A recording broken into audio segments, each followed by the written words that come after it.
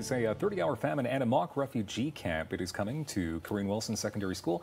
Details right now, we say hello to Shahriar Kibria. Shahriar Kibria. Hello, nice to see you. Nice to meet you, sir. We also have Roarie Brown with us. Hi. Nice to have you here as well. Now, you're both part of the Environmental Justice Student Club, correct? Okay. Yes. So, Shahriar, can you tell us what that club is all about?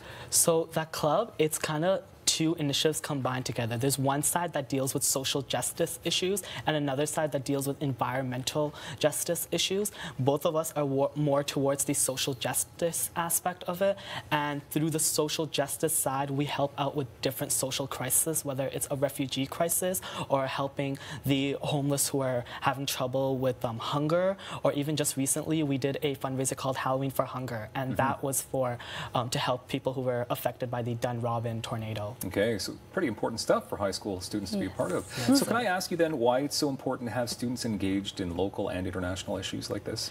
I personally feel that it is very important because as students, I do feel that we are technically the future, the young generation, we are the future.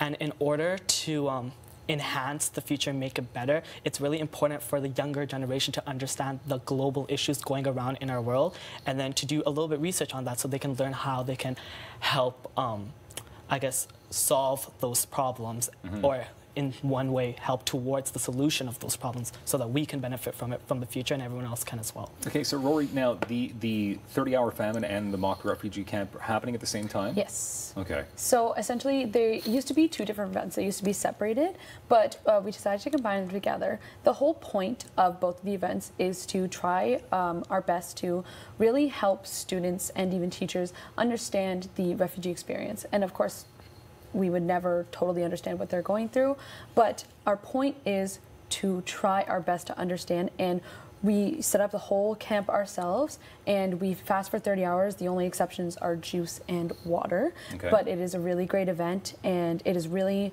our responsibility to make sure that we know what's going on in the world, especially being teenagers. So. Okay, so forgive me, why is there a link between the two events? Why are both events happening at one time? So it's to give the refugee experience, right? Because refugees often go several days without getting to eat, and the camp is, we do our best to sort of have very similar to how refugee camps would actually be. So it's really putting yourself in their shoes, not just in little tiny aspects, but every aspect, the hunger, the disparity of the camps, and you just disconnecting yourself from your regular home life and going into that for just one night is such a different experience than normal.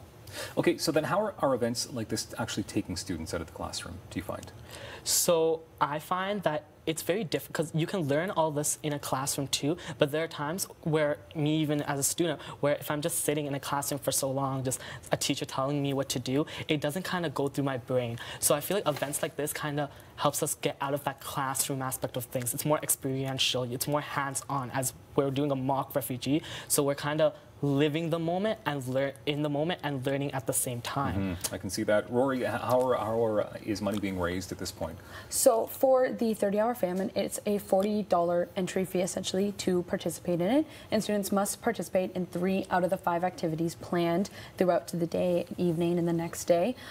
You can donate online. worldvision.com, you will have a student account, and you can just type in the student's name, and the student's name will come up, ask you if you'd like to donate, and it can be as minimum or as large as you'd like it to be. We also do door-to-door fundraising, and there are several other things we could do, bottle drives, bake sales, all that kind of stuff. Lots of stuff. Yeah. Can I ask you one question? So students at Ridgemont High School are also benefiting from this? So how's that they are. Happening? So Ridgemont High School, there are many refugee students in Ridgemont High School as well, and we're really trying to build that connection with that high school and help them out as well.